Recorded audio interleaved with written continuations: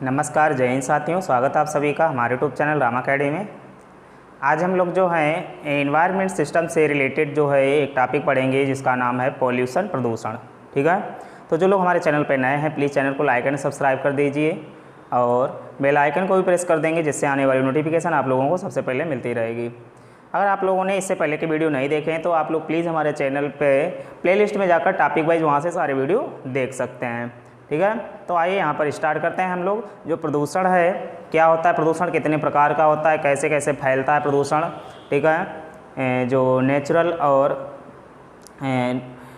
Human प्रकार का जो प्रदूषण है देखते हैं। चलिए देखिए, यहाँ पर प्रदूषण की बात करेंगे तो प्रदूषण जो होता है वो होता क्या है, क्या प्रदूषण होता है। देखिए, जैसे जो हमारा जल है, वायु है, हमारी जो भूमि है, भूमंडल है, इस पर जो भौतिक, रासायनिक और जो जैविक गुण हैं इसके, ठीक है, भौतिक, रासायनिक, जैविक गुणों में जो परिवर्तन होते हैं उससे क्या होता है, परिवर्तन होने से जो प्राकृतिक और हमारे जो औद्योगिक संसाधन है और सांस्कृतिक संसाधन है उसमें हानि होती है। जब उसमें परिवर्तन होगा, जैविक गुणों में परिवर्तन होगा, रासायनिक गुणों में परिवर्तन होगा, भौतिक गुणों में परिवर्तन होता है, तो यहाँ पर प्राकृतिक, सांस्कृतिक और औद्योगिक उपलब्धियाँ जो हैं हमारी उसमें हानि होती है। इसी को हम लोग यहाँ पर प्रदूषण के नाम से जानते हैं। अब आइए देखते हैं यहाँ पर प्रदूषण जो होता है कितने प्रकार का होता है। मोस्टली प्रदूषण जो होता है वो केवल 5 प्रकार का होता है। कौन कौन सा होता है? नंबर 1 वायु प्रदूषण, नंबर 2 जल प्रदूषण और नंबर 3 जो है आपका मृदा प्रदूषण, ध्वनि प्रदूषण और रेडियोधर्मी प्रदूषण। तो ये 5 प्रकार के हम लोग प्रदूषण पढ़ेंगे यहाँ पर, जिससे हमारी जो पूरी पृथ्वी है, वायुमंडल है, ये सब प्रभावित होता है। इससे प्राकृतिक और जो मानव जनित जो प्रदूषण होते हैं वो कई सारे इफेक्ट डालते हैं। आइए देखते हैं उसके बचने के उपाय क्या क्या हैं। ठीक है, और क्या क्या उससे प्रभाव पड़ता है, क्या क्या उससे हानियाँ होती हैं। आइए देखते हैं प्रदूषण। तो सबसे पहले बात करेंगे हम लोग वायु प्रदूषण की। टोटल 5 प्रकार का प्रदूषण होता है, वायु प्रदूषण, जल प्रदूषण और तीसरा जो है यहाँ पर ध्वनि प्रदूषण, मृदा प्रदूषण और रेडियोधर्मी प्रदूषण। आइए बात करते हैं यहाँ पर हम लोग वायु प्रदूषण की। तो वायु प्रदूषण का मुख्य कारण क्या है? जो हमारी वायुमंडल है, वायुमंडल में जो विभिन्न प्रकार की गैसें और धुआं आकर मिल जाते हैं। क्या होता है? वायुमंडल में विभिन्न प्रकार की गैसें और धुआं आकर मिल जाते हैं जो एक अभिक्रिया करते हैं, जिससे हमारा जो वायुमंडल है वो प्रदूषित होता है। इसी को कहते हैं वायु प्रदूषण। ठीक है, इसके मुख्य कारण यही है, धुआं और गैसें यहाँ पर मिल जाती हैं। फिर वायु प्रदूषण जो है इसके 2 कारक हैं, एक मानवजनित कारक है और एक प्राकृतिक प्रदूषण कारक है। ठीक है, जो वायु प्रदूषण के 2 कारक हैं, एक प्राकृतिक और दूसरा मानवजनित। आइए देखते हैं ये मानवजनित कारक क्या है और प्राकृतिक कारक क्या है। तो प्राकृतिक कारक जो प्रदूषण है उसमें ज्वालामुखी विस्फोट। ठीक है, हमारी जो पृथ्वी है इस पर कई प्रकार के ज्वालामुखी विस्फोट होते रहते हैं। तो जब ज्वालामुखी विस्फोट होता है उसमें विभिन्न प्रकार की गैसें निकलती हैं। सबसे ज़्यादा जो गैस निकलती है वो लेकिन जलवाष्प निकलती है। लेकिन वायुमंडल जो है उसको सर्वाधिक प्रदूषित करने वाली गैस कौन सी है? तो जो वायुमंडल है उसको जो प्रदूषित करती है वो है SO2। SO2 बोले तो सल्फर डाइऑक्साइड। सल्फर डाइऑक्साइड जो है, ये ज्वालामुखी विस्फोट जो होते हैं उनसे ये हानिकारक गैस निकलती है जो वायुमंडल को प्रदूषित करती है। तो देखते हैं, ज्वालामुखी विस्फोट जो है यहाँ से निकलती है SO2, जिसको बोलते हैं सल्फर डाइऑक्साइड। ठीक है, लेकिन अगर ज्वालामुखी विस्फोट से निकलने वाली सर्वाधिक गैस की बात करी जाएगी तो ये हो जाएगी आपकी जलवाष्प। ठीक है, लेकिन वायु को प्रदूषित करने वाली सर्वाधिक गैस जो है यहाँ पर वो है आपकी SO2 sulphur dioxide. Next point बात करेंगे, जो प्राकृतिक प्रदूषण है फैल रहा है, क्या होता है? जो हमारे जंगल हैं, जंगलों में क्या होता है? आग लग जाती है। जब आग लगती है तो वहाँ पर जो पेड़ पौधे होते हैं वो सब जल जाते हैं, नष्ट हो जाते हैं। उससे वहाँ पर जो गैस निकलती है उसका नाम है CO2। यानी कि यहाँ से जो जंगल में आग लगती है उसमें CO2 गैस निकलती है। इसके अलावा यहाँ पर CO गैस निकलती है। कौन कौन सी गैस निकलेगी? CO2 और CO कार्बन मोनोऑक्साइड। ठीक है, कार्बन मोनोऑक्साइड निकलती है, CO2 कार्बन डाइऑक्साइड, जो कि वायु को सबसे ज़्यादा प्रदूषित कर रही हैं। इसके अलावा देखते हैं यहाँ पर मानव जनित प्रदूषण क्या है। मानव जनित प्रदूषण में आएगा जो कारखाने हैं, कारखानों से विभिन्न प्रकार का धुआं निकलता है। कारखाने जो हैं वहाँ से डिफरेंट टाइप का धुआं निकलता है जो हमारी वायु को प्रदूषित करता है। तो जो कारखानों से निकलने वाला धुआं है, इससे जो गैस निकलती है उसका नाम है CO2। क्या निकलती है? CO2 निकलती है कारखानों से निकलने वाला जो धुआं है। इसके अलावा जो वाहन है, इससे निकलने वाला जो धुआं है, इससे जो गैस निकलती है उसका नाम है, वाहनों से जो निकलती है इससे निकलती है CO। और इसके अलावा सीसा। हमारे जो वाहन है, तो इसलिए क्या होता है, जो पुराने ओल्ड मॉडल के वाहन हैं उनको बंद कर दिया जाता है क्योंकि ये वायु को सबसे ज़्यादा प्रदूषित करते हैं। नेक्स्ट पॉइंट है जो कार्बनिक पदार्थों का अपघटन हो रहा है।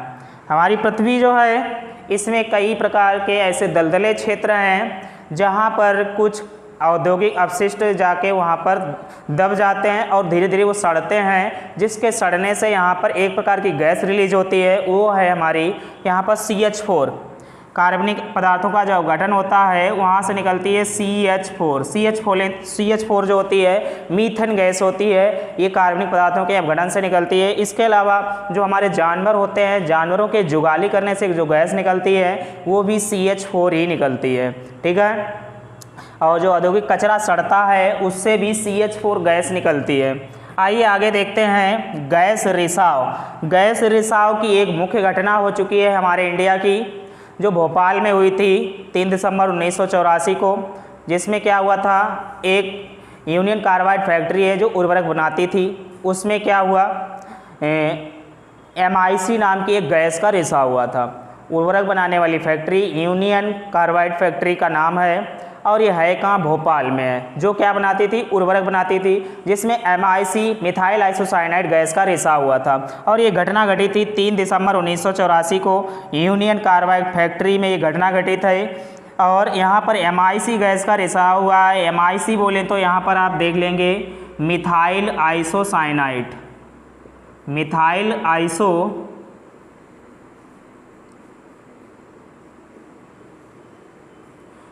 आइसोसाइनाइड गैस का यहाँ पर रिसाव हुआ था, ठीक है। इसके अलावा जो हमारा वायुमंडल है, देखो कभी कभी क्वेश्चन पूछता है वायुमंडल को सर्वाधिक प्रदूषित करने वाली गैस कौन सी है, तो हम लोग मोस्टली टिक कर देते हैं क्या, CO2, कार्बन डाइऑक्साइड। तो कार्बन डाइऑक्साइड जो है सर्वाधिक नहीं है, वायुमंडल को सर्वाधिक प्रदूषित करने वाली जो गैस है वो है CO, ठीक है। कौन सी है, CO गैस है। देखते हैं यहाँ पर जो वायुमंडल को सर्वाधिक प्रदूषित करती है गैस, उसका नाम है CO, कार्बन मोनोऑक्साइड। लेकिन जो ग्लोबल वार्मिंग है, वैश्विक तापमान है, उसके टेम्परेचर को जो बढ़ाती है वो गैस है आपकी CO2, ठीक है। तो दो प्रकार से आपसे क्वेश्चन पूछ सकता है कि ग्लोबल वार्मिंग, वैश्विक तापमान को बढ़ाने वाली जो गैस है उसका नाम क्या है, तो वो गैस है आपकी CO2। लेकिन जो हमारा वायुमंडल है उसको सर्वाधिक प्रदूषित कर रही है उसका नाम है कार्बन मोनोऑक्साइड यानी कि CO। आगे देखते हैं यहाँ पर, ये दोनों पॉइंट आपको मोस्टली याद रखने हैं, वायुमंडल को प्रदूषित करने वाली गैस और ग्लोबल वार्मिंग को बढ़ाने वाली यानी कि वैश्विक तापमान को बढ़ाने वाली गैस कौन सी है। इसके बाद इसके इफेक्ट क्या हैं वायु प्रदूषण के, देखिए यहाँ पर अम्ल वर्षा होती है। जो अम्ल वर्षा होती है उसमें क्या होता है, हमारा जो वायुमंडल है, वायुमंडल में SO2 और NO2, हमारा जो वायुमंडल है उसमें SO2 और NO2 गैसें जाकर मिल जाती हैं और ये विशेष प्रकार की अभिक्रिया करती हैं, ठीक है। कौन कौन सी गैसें, SO2 गैस और NO2। SO2 बोले तो sulphur dioxide, NO2 nitrous oxide, ये दोनों गैसें जाकर इसमें मिल जाती हैं और एक ये अभिक्रिया करती हैं, जिससे क्या होता है, ये पृथ्वी पर वर्षा के रूप में आके गिरती हैं। जब वर्षा के रूप में आके गिरती हैं तो HNO3 और H2SO4 के रूप में ये पृथ्वी पर वर्षा के रूप में गिरती हैं, ठीक है। तो यहाँ पर HNO3 जो है ये नाइट्रिक एसिड से बोलते हैं और इसको सल्फ्यूरिक एसिड बोलते हैं, ठीक है। HNO3 को नाइट्रिक एसिड और H2SO4 जो है इसको सल्फ्यूरिक एसिड के नाम से जानते हैं। तो ये जो गैसें हैं पृथ्वी पर वर्षा के रूप में यहाँ पर गिरती हैं। आइए आगे देखते हैं हमारा जो स्वास्थ्य है इसमें क्या क्या समस्याएं हो सकती हैं जब वायुमंडल प्रदूषित होगा। अगर वायुमंडल में पारे की अधिकता है Hg यानी कि पारा, अगर वायुमंडल में पारे की अधिकता है तो कौन सा रोग हो सकता है? पेट संबंधी कई सारी बीमारियां हो सकती हैं आपको पारे की अधिकता होने से। इसके अलावा CO कार्बन मोनोऑक्साइड, अगर इसकी अधिकता है तो हमारी जो रक्त धाराएं हैं, रक्त परिसंचरण तंत्र है, ये इफेक्टिव होगा, यानी कि इस पर बुरा प्रभाव पड़ेगा। नेक्स्ट आगे देखते हैं, यहाँ पर आपका जो सीसा है, सीसा वाहनों से अधिकतम निकलता है तो ये वायुमंडल में जाता है। जब वायुमंडल में शीशे की अधिकता हो जाएगी तो कौन सा रोग हो जाएगा मनुष्यों में? तो इसके मनुष्य का जो ब्रेन होता है ये इस पर इफेक्ट पड़ता है, यानी कि मस्तिष्क संबंधी बीमारियां यहाँ पर हो जाती हैं जब वायुमंडल में शीशा अधिक होता है। इसके अलावा जब वायुमंडल में विभिन्न प्रकार के धूल के कण होते हैं तो हम क्या करते हैं, हम लोग श्वास लेते हैं, तो श्वास लेने में वो धूल के कण हमारे शरीर में प्रवेश कर जाते हैं। जो धूल के कण होंगे वायुमंडल में अधिक, जिससे हमारे जो फेफड़े हैं इन पर बुरा प्रभाव पड़ेगा। तो जो वायुमंडल में धूल के कण हैं तो ये फेफड़ों को प्रभावित करते हैं। आगे देखते हैं इसमें बचने के मुख्य उपाय क्या हैं। ठीक है, वायु प्रदूषण जो है इससे बचने के मुख्य उपाय क्या हैं? जो वायु प्रदूषण है इसमें क्या होता है, जो जैविक सूचक है, वायु प्रदूषण का जैविक सूचक माना जाता है लाइकेन। वायु प्रदूषण का मुख्य जो जैविक सूचक है वो लाइकेन है, और जो लाइकेन होता है कवक और शैवाल का बना होता है।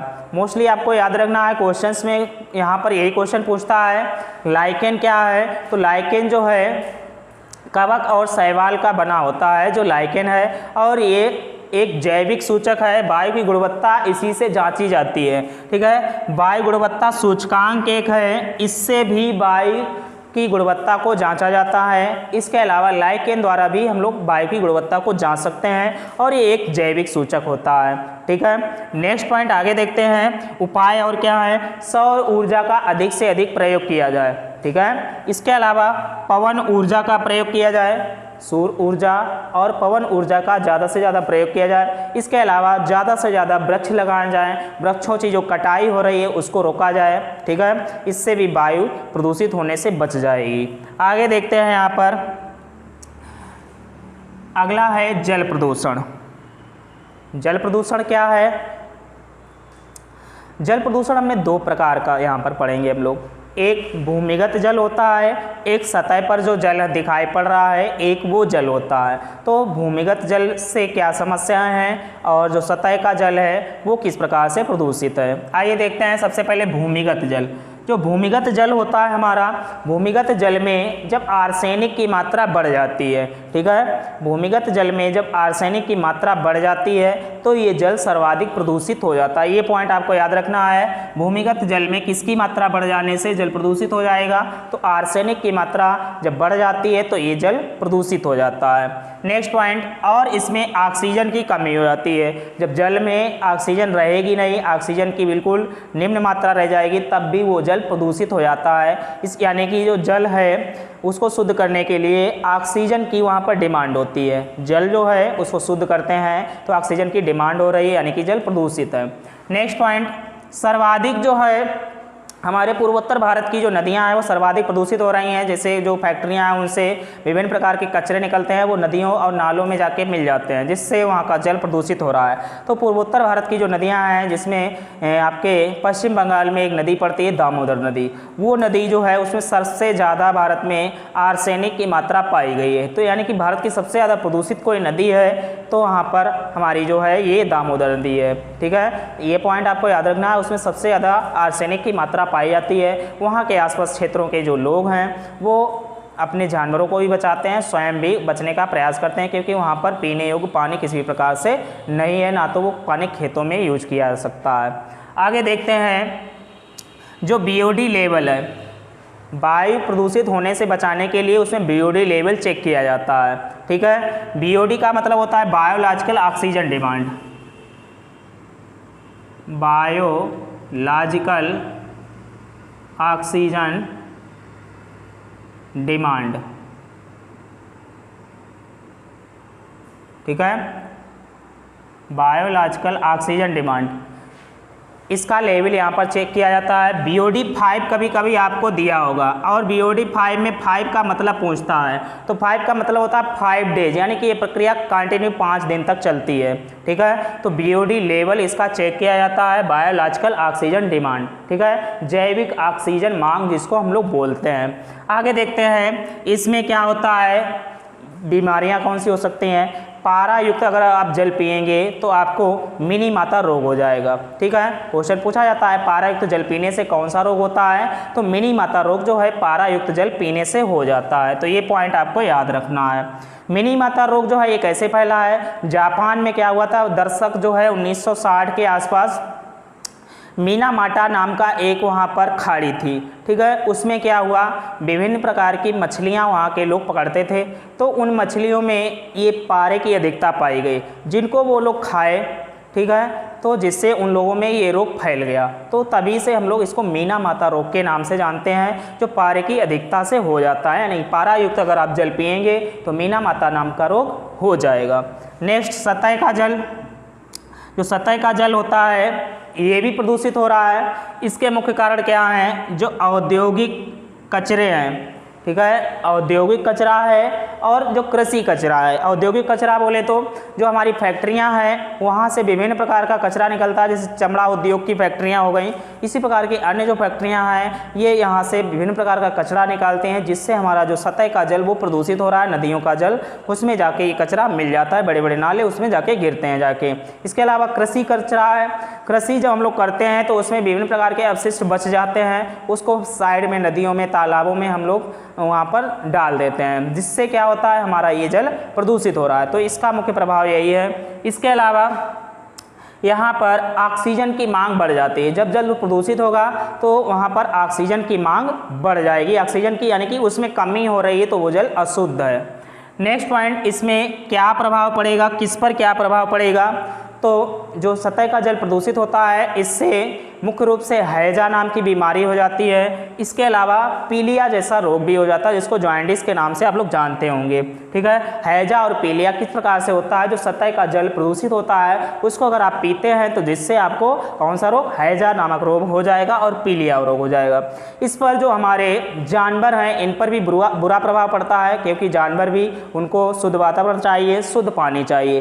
तो क्या होता है, जानवर जो है हमारा ग्रामीण क्षेत्र ज़्यादा पाया जाता है, यहाँ पर नदियों में जानवर चरने जाते हैं, खेतों में चरने जाते हैं, तो क्या होता है वो लोग पानी पीते हैं जानवर, जिससे उन पर बुरा प्रभाव पड़ता है और जितने भी जलीय जीव हैं वो सब मर जाते हैं, जिससे हमारा वायुमंडल इफेक्टिव हो रहा है। ठीक है, तो यहाँ पर पशुओं पर भी बुरा प्रभाव पड़ता है, जो जलीय जीव हैं वो भी सब नष्ट हो जाते हैं, मर जाते हैं। ठीक है, जब यहाँ पर जल में इस प्रकार से ऑक्सीजन की कमी हो जाएगी। इसके मुख्य उपाय क्या है बचने के सतह के जल में, तो BOD लेवल जो है उसको बढ़ाना, BOD लेवल को बढ़ाना।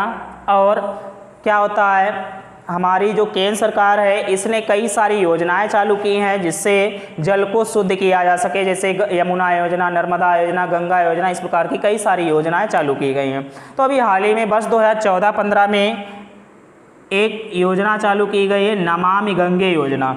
वर्ष 2014-15 में केंद्र सरकार ने नमामि गंगे नाम की योजना चालू की है। ठीक है, जो जल को शुद्ध करेगी। ठीक, ये केंद्र सरकार की एक योजना है। और जो हम लोग जल शुद्ध करते हैं अपने कृत्रिम प्रभाव से, कृत्रिम प्रक्रिया के माध्यम से जल हम लोग शुद्ध करते हैं, उसमें क्या होता है, क्लोरीन का प्रयोग किया जाता है। पूछा जाता है जल को शुद्ध करने के लिए क्या मिलाया, किसका प्रयोग करते हैं, तो यहाँ पर क्लोरीन का प्रयोग किया जाएगा। तो आपको ये पॉइंट याद रखना है। ठीक, तो ये थे कुछ जल प्रदूषण से संबंधित क्वेश्चंस। इसके बाद बात करते हैं ध्वनि प्रदूषण की। ध्वनि प्रदूषण क्या होता है, जो हमारा क्षेत्र है, आवासीय क्षेत्र है, राष्ट्रीय राजमार्ग हैं, ठीक है, इसमें क्या होता है, जो विभिन्न प्रकार के वाहन हैं, इसके अलावा बढ़ती हुई जनसंख्या है, इससे ध्वनि प्रदूषण हो रहा है। जनसंख्या बढ़ेगी तो शोरगुल ज़्यादा होगा, वाहन ज़्यादा होंगे तो भी शोरगुल ज़्यादा होगा।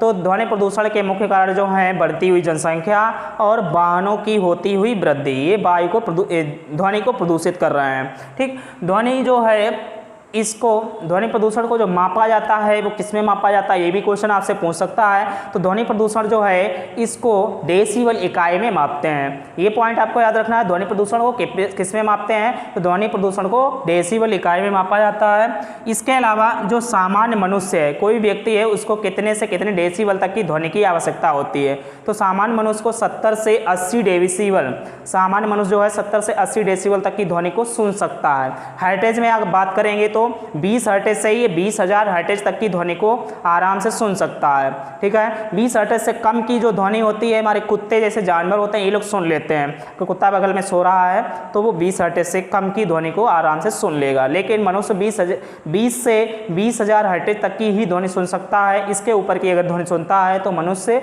जो है बहरा हो सकता है।